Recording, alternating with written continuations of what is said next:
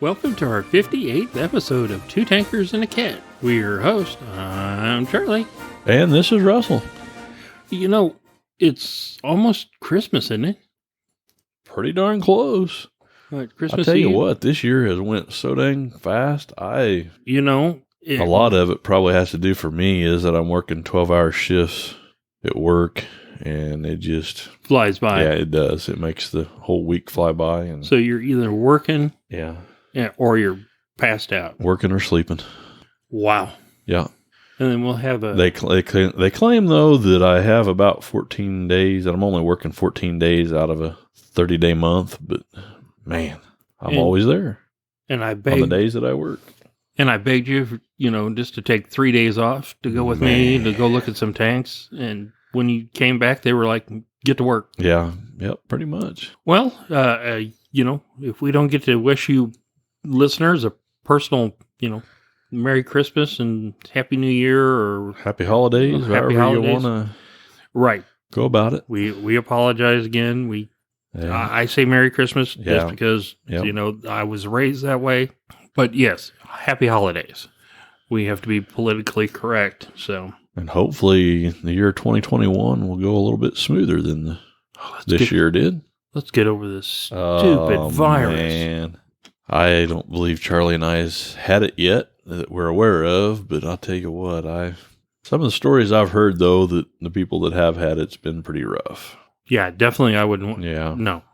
I mean, we've got people dying. Yeah, exactly. Even here in southeast Kansas in Pittsburgh, the ICU's pretty full. Yeah, the hospitals are all filling up, and Well, it hits the east and west coast and then comes in. Yeah, so it does. But we just want you to know we're praying for you, our listeners. Make sure this skips you totally. We hope it just gets out of here. Yes. Again, we are going to talk about what I talked about in the last episode, the Indo-Pakistani War of 1965. Now, they've been at war a couple of times or had problems for a while. Yeah. But we're going to talk about the 1965. That's the one I want to do my book on. Because I had a couple of messages on Facebook. Hey, man, it sounded like you were trying to say that the Sand War was, India and Pakistan. I'm like, I know. I'm sorry. I did it, Charlie. Ooh, go crazy, Charlie, make a mistake? No. Charlie's perfect. Whatever. These people know better. And if you're a first-time listener, hey, welcome. And, I make a lot of mistakes. Russ has to point things out. Oh, shoot. Talking about pointing things out, what's our first point for today? What are we talking about? We're going to talk about the M36 Jackson tank destroyer. Isn't that just the Sherman with the tank destroyer gun? You know what? I'm gonna let me explain. The Jackson, or the M36 tank destroyer, formerly the 90 millimeter gun motor carriage, the M36 was an American tank destroyer used during World War II. I know it's been used in other wars. The M36 combined the hull of the M10 tank destroyer, which used the M4 Sherman's reliable chassis and drivetrain combined with sloped armor, and a massive new turret mounting the 90 millimeter gun, the M3. Conceived in 1943, the M36 first served in combat in Europe in October of 1944, where it was partially replaced with the M10 tank destroyer. It also saw use in the Korean War, where it was able to defeat any of the Soviet tanks used in that conflict. Some were supplied to South Korea as part of a military assistance program and served for years, and did re-engined examples were found in like Yugoslavia, which operated into the 1990s. But this is crazy, two remained in service in the Republic of China Army at least until 2001. Can you believe that? Wow. An old M4 with the 90 millimeter turret, the Jackson, and it was still in service till 2001 in the Republic of China Army. That's crazy. But hey, it ran and shot. So yeah, you know what? The other thing I found out is, I've been talking about this Indo-Pakistani War. of 1965, they served in that. Holy cow. So, Russ, take us into more detail. U.S. combined arms doctrines on the eve of World War II held that tanks should be designed to fulfill the role of forcing a breakthrough into enemy rear areas. Separate GHQ tank battalions would support infantry in destroying fixed enemy defenses, and armored divisions would then exploit the breakthrough to rush into enemies' vulnerable rear areas. U.S. tanks were expected to fight any hostile tanks they encountered in their attack, but the mission of destroying massed enemy armored thrusts was assigned to a new branch, the Tank Destroyer Force. Tank Destroyer units were meant to counter German blitzkrieg tactics. Tank Destroyer units were to be held as a reserve at the Corps or Army level and were to move quickly to the site of any massed enemy tank breakthrough, maneuvering aggressively and using ambush tactics, charging or chasing enemy tanks was explicitly prohibited to destroy enemy tanks.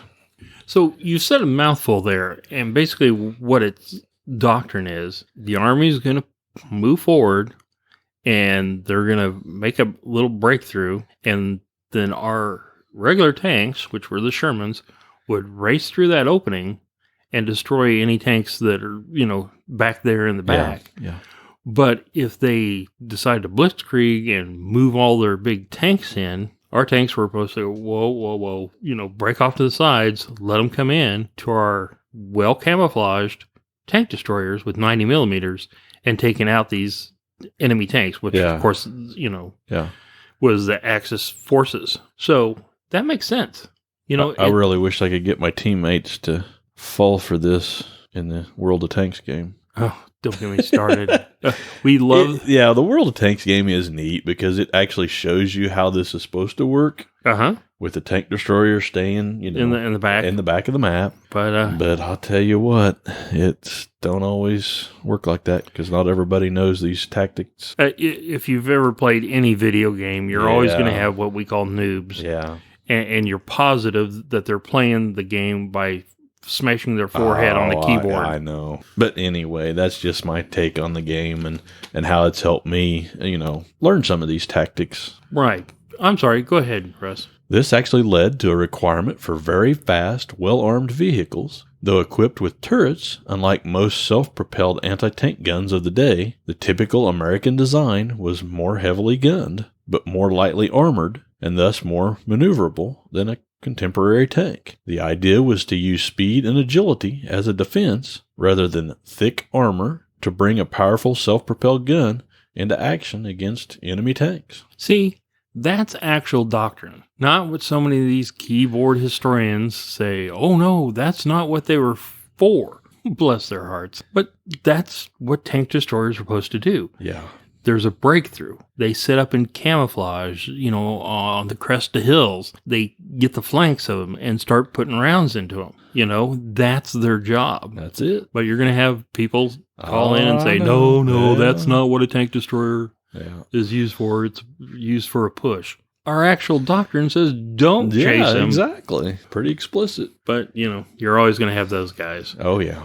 With the advent of heavy German armor such as the Panther and Tiger, the standard U.S. tank destroyer, the M10 tank destroyer, was rapidly becoming obsolete because its main armament, the 3-inch gun M7, had difficulty engaging these new tanks frontally past several hundred yards. This was foreseen, however, and in late summer 1942, American engineers had begun analyzing the potential of designing a new tank destroyer armed with a 90mm gun. This study resulted in a prototype vehicle, the 90mm gun motor carriage T-53, which placed the 90mm gun in an open mounting at the rear of an M4 Sherman chassis. In August 1942, it was agreed to immediately produce 500 vehicles, with 3,500 more later.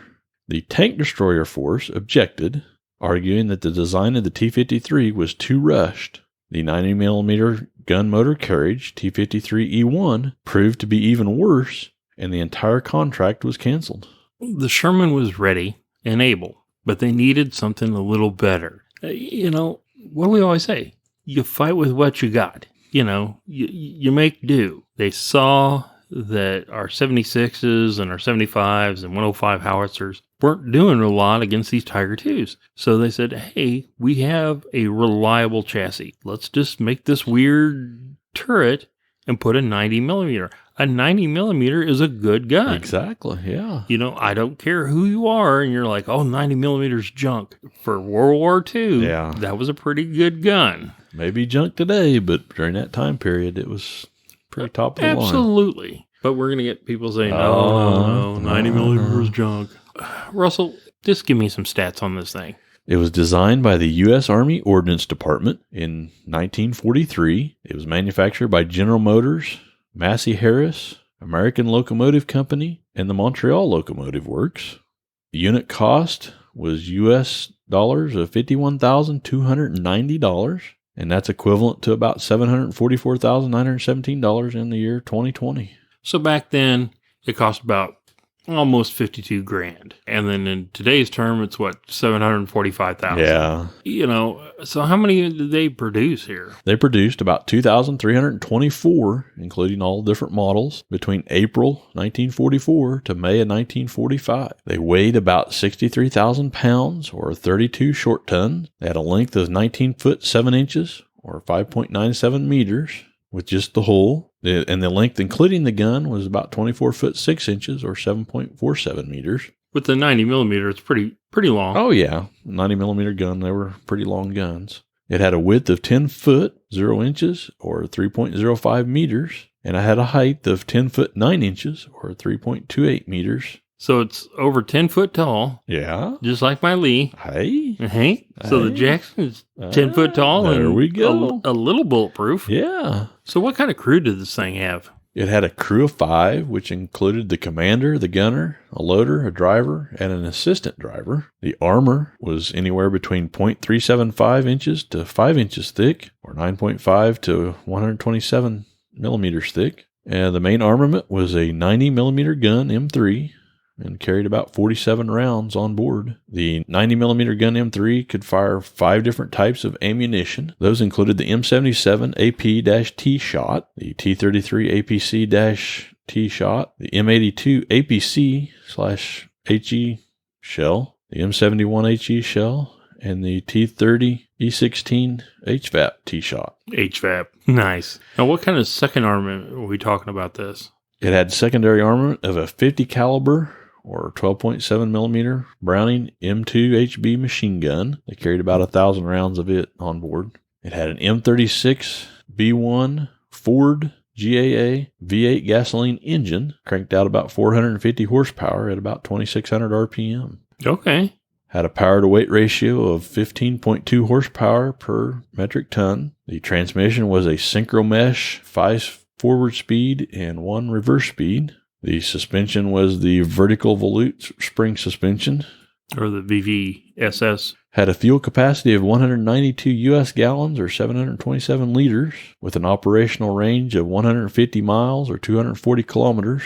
That's pretty good for Not a bad, 100. yeah. And a maximum speed of 26 miles per hour, or 42 kilometers per hour on the road. All right. It's reliable. Yeah. It's got a good gun. Doesn't have a lot of armor, but when a breakthrough happens, they camo it up and wait for a target, and then boom, that target's done. That's it. That's TD doctrine. So I know some of the 90 millimeter ammo could pierce the nose of a Panther at like 950 yards. Normally we would get into the combat history of World War II, but I think this is more interesting. Let's talk about the Indo-Pakistani War of 1965.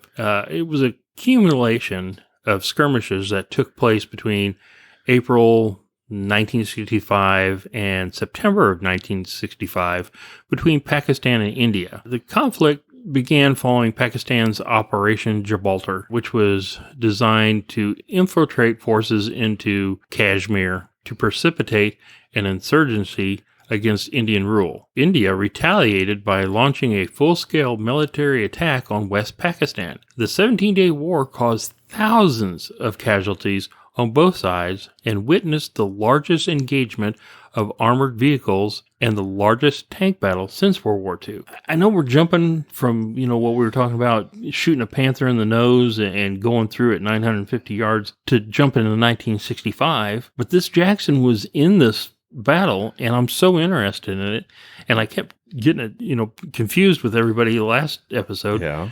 Russ, let's talk about our second point now. Tell us a little bit about this. All right. Much of the war was fought by the country's land forces in Kashmir and along the border between India and Pakistan. Most of the battles were fought by opposing infantry and armored units with substantial backing from air forces and naval operations. The 1965 war witnessed some of the largest tank battles since World War II. At the beginning of the war, the Pakistani army had both a numerical advantage in tanks as well as better equipment overall. Pakistani armor was largely American-made. It consisted mainly of M47 Pattons and M48 Pattons, but also included many M4 Sherman tanks and some M24 Chaffee light tanks, and also some M36 Jackson tank destroyers equipped with 90mm guns. The Pakistani had more, tanks. Yeah. But their World War II Shermans, the Jackson, Chaffee, and then they've got, the M47 and the 48 Pattons. Yeah. Which were fairly newer to them. Yeah, newer. Okay, go ahead, Russ. I'm sorry. The bulk of India's tank fleet were older M4 Sherman tanks. Some were upgunned with the French high-velocity CN-75/50 guns and could hold their own, while some newer models were still equipped with the inferior 75mm M3 L/40 gun. Besides the M4 tanks, India fielded the British-made Centurion tank, the Mark 7, with the 105mm Royal Ordnance L7 gun, and the AMX-13, the PT-76, and M3 Stuart light tanks. Holy crap. Okay, so... In 1965, man. In 1965... The M3 Stuart light. The Stuart's still out in the field. Wow. With that little 30 gun. Man. And we talked about my favorite tank, that's AMX-13. Yeah. But also the Soviet-made PT-76, the APCs with the little turret thing. Yeah. They've got this whole force, and now they've went into India or disputed territory. Yeah. And these two monsters are about to fight. So. And the crazy thing is that territory that all this happened in is still disputed today. Yeah, Kashmir. Uh-huh. And we're not taking sides. No, not at all. We're not taking sides. Just stating the fact. Stating the facts, and that's what we're supposed to do here. Yeah. Pakistan fielded a greater number and more modern artillery. Its guns outranged those of the Indian artillery. So they've upped their guns for artillery pieces. They're probably India's using, whatever they can get. Yeah, sure. So this has turned out to be kind of ugly. And we're talking like 1965. Yeah. Ooh, I'm sorry. Yeah, I know. At the outbreak of the war in 1965, Pakistan had about 15 armored cavalry regiments, each with about 45 tanks in 3 squadrons. Besides the Pattons, there were about 200 M4 Shermans rearmed with 76mm guns, 150 M24 Chaffee light tanks, and a few independent squadrons of Jackson M36 We tank destroyers. Most of these regiments served in Pakistan's 2 armored divisions, the 1st and 6th Armored Divisions, the latter being in the process of formation. The Indian Army of the time possessed 17 cavalry regiments, and in the 1950s had begun modernizing them by acquisition of 164 AMX-13 light tanks and 188 Centurions. The remainder of the cavalry units were equipped with M4 Shermans and a small number of M3A3 Stuart light tanks. India had only a single armored division, the 1st Black Elephant Armored Division, which consisted of the 17th Horse, or the Poona Horse, also called Pride of India, the 4th Horse, Hodson's Horse, the 16th Cavalry, the 7th Light Cavalry, the 2nd Lancers, the 18th Cavalry, and the 62nd Cavalry, the 2 first named being equipped with Centurions. So they've got 188 Centurions, and they've got 164 of these AMX-13s. I don't want to debate this, but if I had to fight and I had to choose a Patton or a Centurion, Not trying to make anybody mad. I'd take that I know. Centurion. And if you had the choice between going out in a Stuart or an AMX-13 with a 12-round mag, yeah, let's go with that. I know. On the edge, if you're looking at it, Pakistan's got more tanks. India's got the Centurion and the AMX-13s. Yeah. Ugh. But the other thing you got to throw in there too is the training. What kind of training did both sides have? You're right. Because without the training and the know-how to run these things, I mean, Yep. experience. The man makes the tank. Yeah. There was also the 2nd Independent Armor Brigade, one of whose 3 regiments, the 3rd Cavalry, was also equipped with Centurions. Despite the qualitative and numerical superiority of Pakistani armor, Pakistan was outfought on the battlefield by India, which made progress into the Lahore-Sialkot sector, while halting Pakistan's counteroffensive on Amirstar. They were sometimes deployed in a faulty manner, such as charging prepared defenses during the defeat of Pakistan's 1st Armored Division at Asal Uttar. See, that's what you're talking about. Yeah. They had the tanks, but some of the officers in the field weren't sure or weren't properly trained. So On the tactics of the armor that they were so, using. So India got its Centurions and its AMXs and everything else dug in and waiting for them to come. Yeah. That's the AMX-13's, whole thing. It is. They're like, hey, we're going to race out there, get camoed, and when you pop up, we're going to let you have it. Yeah. After India breached the Madhupar Canal on September 11th, the Kim-Karan counteroffensive was halted, affecting Pakistan's strategy substantially. Although India's tank formations experienced some results, India's attack at the Battle of Shawinda, led by its 1st Armored Division and supporting units, was brought to halt by the newly raised 6th Armored Division in the Shawinda sector. Pakistan claimed that Indians lost 120 tanks at Shawinda compared to 44 of its own. Neither the Indian nor Pakistani army showed any great facility in the use of armored formations in offensive operations, whether the Pakistani 1st Armored Division at Asal Uttar or the Indian 1st Armored Division at Shawinda. In contrast, both proved adept with smaller forces in a defensive role, such as India's 2nd Armored Brigade at Asal Uttar and Pakistan's 25th Cavalry at Shawinda, where the Centurion battle tank, with its 105mm gun and heavy armor, performed better than the overly complex Pattons. Okay, like we were talking about, Pakistan side, they had the Patton M47s and the 48s, the M4s, the Shafis, even the Jackson tank destroyer. And the Indians had the M4 Shermans, but the Centurion Mark 7, which is a great tank, the AMX-13, which is a great little tank, light tank, the PT-76, which isn't really a tank, but still really effective against, lighter tanks. Yeah. And the M3 Stuart. Now, Russell, you mentioned a few tank battles in this war to start off. Start off with the Battle of Filiore. The Battle of Filiore was a large tank battle fought during the Indo-Pakistani War 1965. It commenced on September 10th when the Indian 1st Armored Division, with 4 armored regiments and supporting forces under command, attacked positions in the Sialkot sector held by Pakistani 6th Armored Division. After 3 days, the Pakistanis withdrew with the loss of 66 tanks. 31 were confirmed. The Indians admitted to the loss of 6 Centurions. The battle commenced on September 10th, 1965, when Indian troops launched a massive attack in the Filiore sector, headed by Indian 1st Armored Division. Okay, so the Pakistanis are like, we lost 66 tanks. They're talking about their Shermans and stuff like that because these Centurions were ready to rock and roll. Yeah, and there were some Pattons in there, and they did lose, 6 Centurions? So, yeah, 6 Centurions. So if you lose 6 tanks and I lose 66, yeah, I got a bloody nose and I need to get out of there. Yeah, you've got some issues.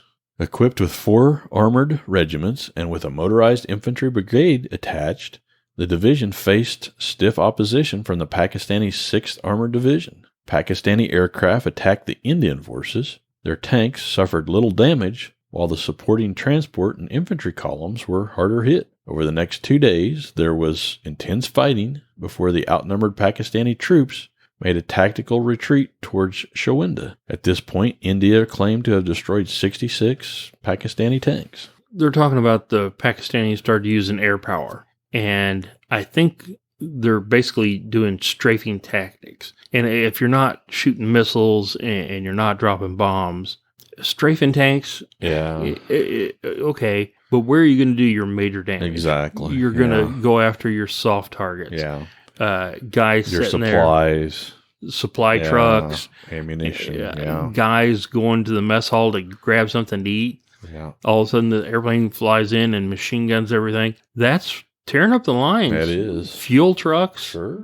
So that's causing all sorts of problems. But in the end, Pakistan loses 66 tanks, and they're like, they're going to push again, and we got to get out of here. On 12 September, the battle ended in a decisive victory for the Indian Army, with the Pakistani forces retreating and regrouping, like you said. A day before, the Indian Army had experienced another victory at Solotar, where they successfully thwarted a Pakistani offensive in the Kimkaran sector. So, Russell, tell us about this battle.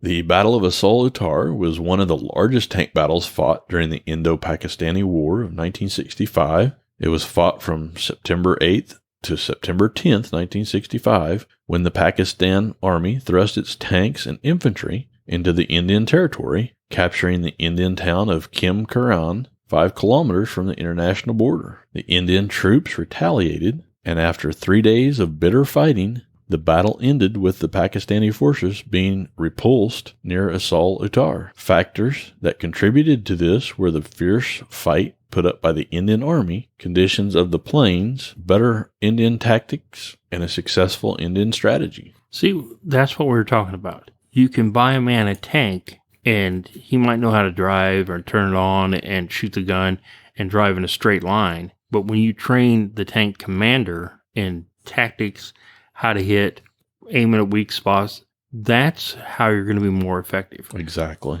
So even though you might be in a better tank, if you got somebody that knows what they're doing, they're going to smoke you. Yeah.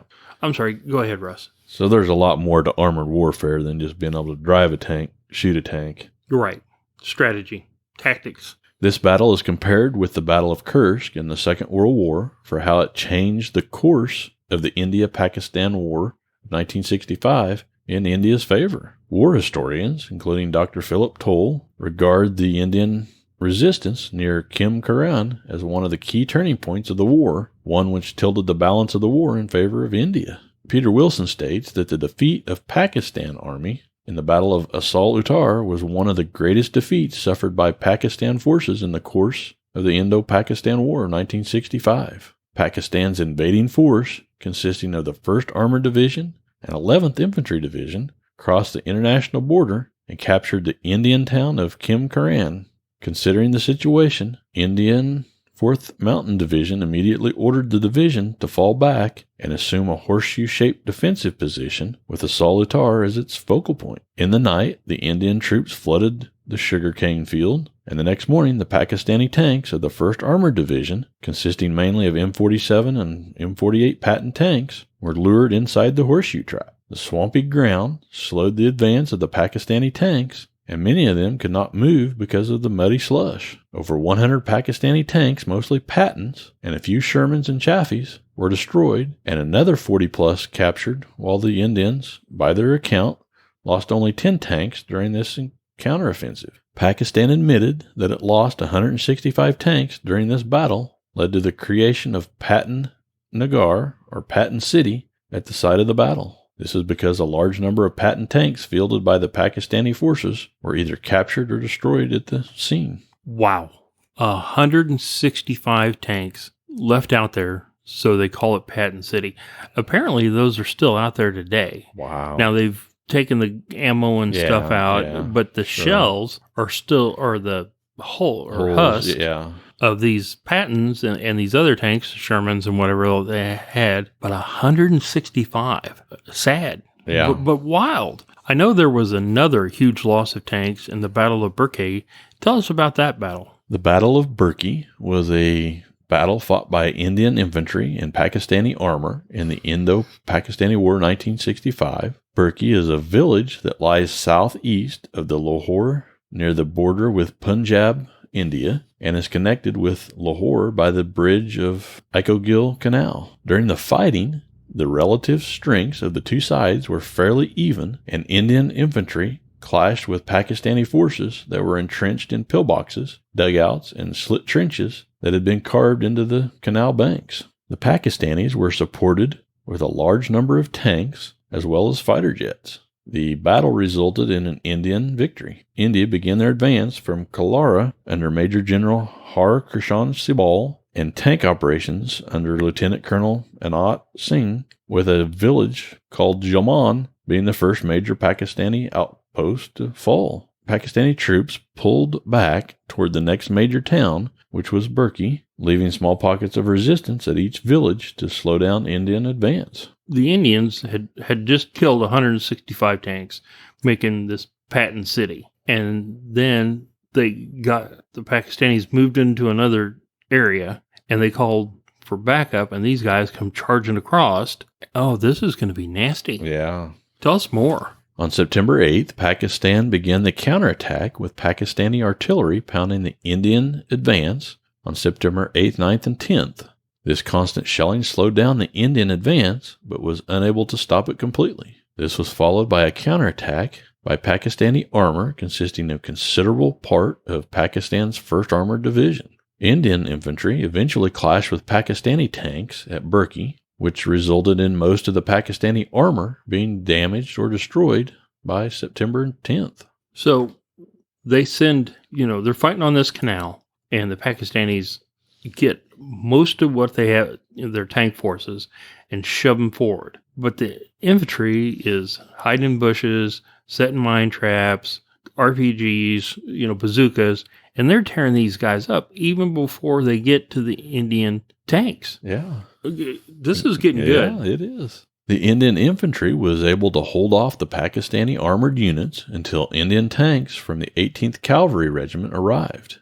They were then able to subsequently launch the main assault on September 10th with armor support. As most of the Pakistani tanks had already been incapacitated, the Pakistani defenders had little armored support from the remaining tanks. A few Pakistani fighter jets were called in to provide air cover for Pakistani troops and to target Indian positions. However, the use of fighters to perform ground strafing against ground troops instead of bombers with bombs and missiles meant that little was achieved through air support. See, now that's what we just talked about. Yeah. They've got the little jet fighters, and they're looking for air-to-air combat. So the Indians are being a little bit more careful with their air power, but they're saying, hey, we're having these tanks and everything.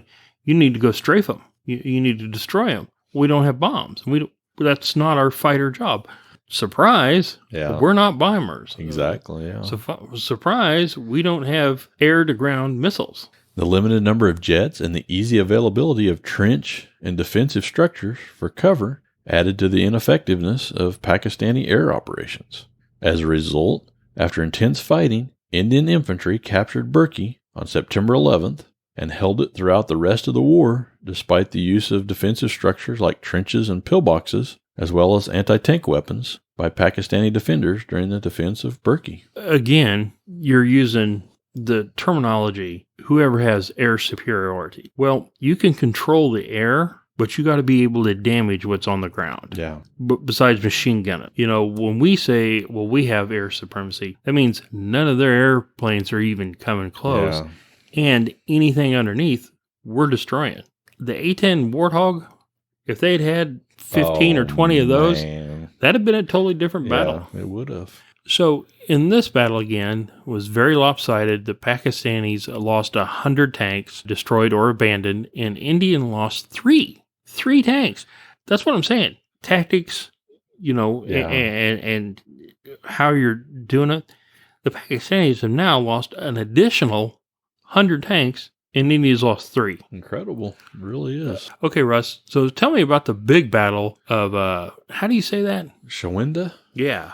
The aim of the attack was to seize the key Grand Trunk Road around Wazirabad and to capture Jessore, which would enable control of the Salkat-Pasur Railway, thus completely cutting off the Pakistani supply line. The striking force of the Indian 1st Corps was the 1st Armored Division, supported by the 14th Infantry and 6th Mountain Divisions, and Indian infantry seized the border area on September 7th. This was followed by a short engagement at Jessore, in which Pakistan lost 10 tanks and ensured complete Indian domination of the Salkat-Pasur Railway. Realizing the threat, the Pakistanis rushed 2 regiments of their 6th Armored Division from Sham to the Salkat sector to support the Pakistani 7th Infantry Division there. These units, plus an independent tank destroyer squadron, amounted to 135 tanks, 24 M47 and 48 Pattons, about 15 M36B1 tank destroyers, and the remainder of Sherman medium tanks. Or Jackson. So they've got whatever Jacksons they have left. They've got the Shermans, whatever they've got left. And basically whatever Pattons they have left, and they're going to make a big push. You got to tell us, this is getting really good. Man. The majority of the Pattons belonged to the new 25th Cavalry, commanded by Lieutenant Colonel Nassar, which was sent to the Shawanda area. Fighting around the Gagor village between the Indian 1st Armored Division and the Pakistani 25th Cavalry Regiment resulted in the Indian advance being stopped. The Indian plan was to drive a wedge between Salkat and the 6th Armored Division. In fact, there was only a single regiment there at the time. The Indian 1st Armored Division's drive quickly divided, with the 43rd Lorried Infantry Brigade supported by a tank regiment attacking Gat, while the main blow of the 1st Armored Brigade was hurled against Filiore. Pakistani air attacks caused moderate damage to the tank columns, but exacted a heavier toll on the truck columns and infantry. The terrain features of the area were very different from those around Lahore, being quite dusty, and the approach of the Indian attack was evident to the 25th Cavalry by the rising dust columns on the Sharwa-Filiore road. There's the key. They were fighting around the canals and places with camouflage and stuff like that, but now they're around, dirt roads that are dusty, not a lot of, cover, and these guys are going in the open. Well, their aircraft sees them, they strafe them.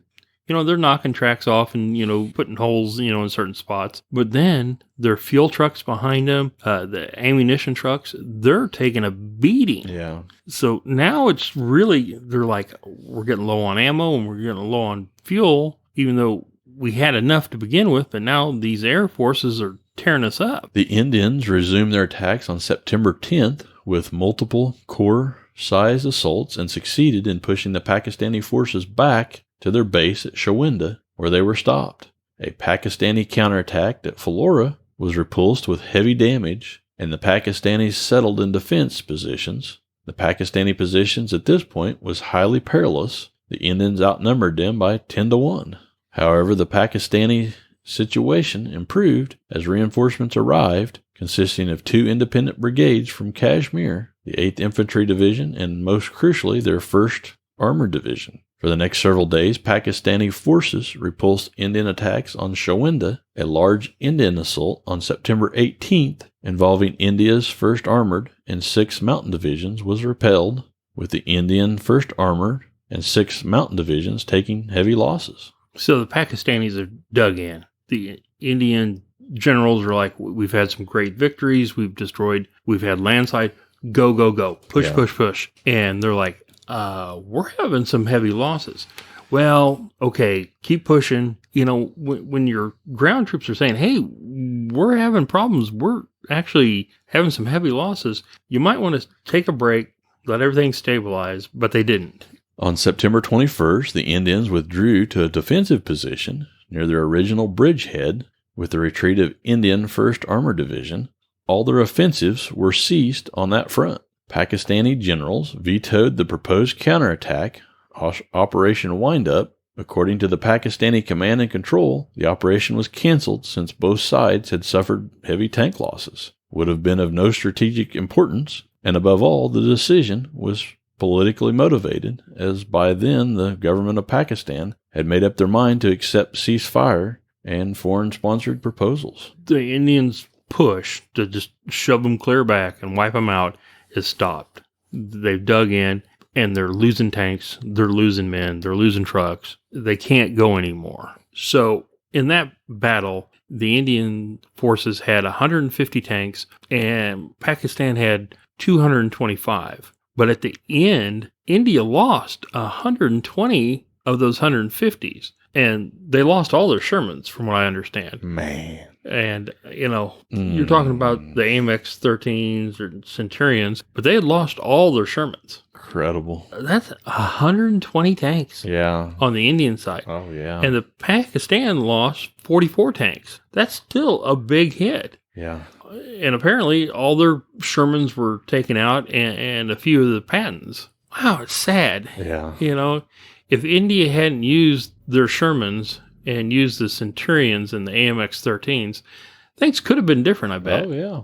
Yeah. But, they had their Shermans and they're like, push, push, push. And they were getting wiped out. And 150 tanks.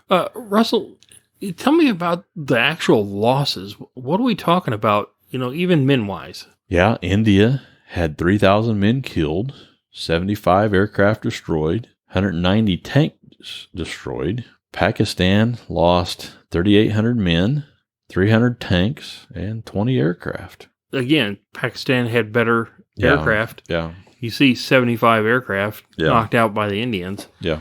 So they had air superiority. Yeah. But, they were fighter based. Yeah, exactly. You're talking about the Indians lost 190 tanks and the Pakistanis lose 300 tanks. That's a total loss of that's 490 huge. tanks. And I got to put you in the Battle of Kursk. Yeah. Okay. During this armored battle in 1965 between India and Pakistan, they had a total loss of 490 tanks. That is just 10 tanks under the 500 lost by the Germans in Kursk. I only mentioned the German losses because the Soviet losses like that was, about 1,500 tanks. But for perspective, 500 is the total loss of what the Germans had. So the Germans pushed into Kursk, and, of course, the Soviets had like 1,500, and they beat them back. This is 10 less than what this battle occurs. 490 tanks destroyed. If you're a treadhead like us, you're going, wow. Man, I know. Just a great episode, Russ. Yeah. I hope you guys have enjoyed this. Like I said, I want to write a book on this. I'm starting to research it. If you have any relatives or you have any documentation about this, please message us through our Gmail. What is our Gmail address? twotankersandcat? Yes, at gmail.com. Okay, excellent. Yep. Or Facebook. We'll take it. Like I said, this will be, kind of a long project, and it'll give me an excuse to finally go over to India and Pakistan. There you go. Soon as stupid Corona. Oh, I know. Let's talk about our Patreons, and I guess wish them happy holidays. Kim Shire, Riley, Jacob.